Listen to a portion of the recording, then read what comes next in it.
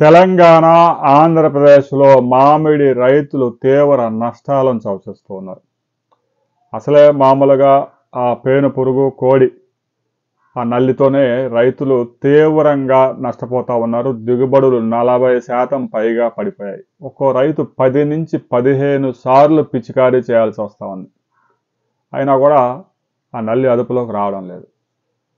గత నెలలో పంట సీజన్ స్టార్టింగ్లో టన్ను 1,10,000 రూపాయల ధర పలికింది. రైతులంతా కొద్ది మంది రైతులు కొంచెం ఆనందంగా పంట అమ్ముకునే సమయానికే తెలంగాణలో వడగళ్ళు, ఈదురుగాలులతో పంట సగానికి పైగా రాలిపోయింది.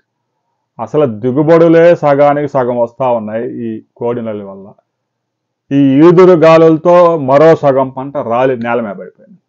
మరి ఆ రాలిన పంట అంతా ఒకేసారి మార్కెట్కి తీసుకురావడంతో టన్ను 40,000కు పడిపోయింది. రాబోయే రోజుల్లో ఇది మరికొంత పడిపోయే అవకాశం ఉంది. ఎందుకంటే ఈదురుగాలు విపరీతంగా 40-50 కిలోమీటర్ల వేగంతో వీస్తూ ఉన్నాయి.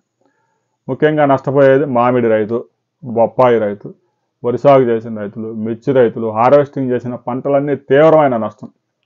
వరి హార్వెస్ట్ చేసి తీసుకొచ్చి కళ్ళాల్లో రోడ్ల పక్కన ఆడాడపోస్తే వర్షానికి ఉరుగుతూ ఉన్నాయి వడగళ్ళు వర్షం మరి. ఇక మామిడి రైతు నష్టం ఎకరాకి 70 నుంచి 80,000 దాకా ఉంటుంది. ప్రభుత్వం ఆదుకునే పరిస్థితులు ఏం కనిపించడం లేదు. ప్రతి సంవత్సరం ఈ తంతు ఉందే. వడగళ్ళు, ఈదురుగాళ్ళు ఏప్రిల్ ఫస్ట్ వీక్ నుంచి మొదలుపెట్టి ఏప్రిల్ చివరి దాకా ఇదే వ్యవహారం. మామిడి రైతు అయితే తీవ్రంగా నష్టపోయాడు. ఆంధ్రప్రదేశ్లో తీవ్రమైన నష్టం వాటిల్లింది.